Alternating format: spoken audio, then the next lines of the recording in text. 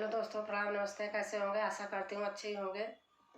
आज एक होली गीत सुनाने जा रही हूँ। होली का नज़दीक आ गई है, हमने कहा चलो हम भी सुना देते हैं एक गीत।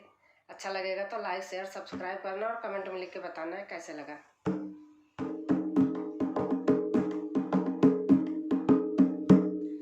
आज वीरज में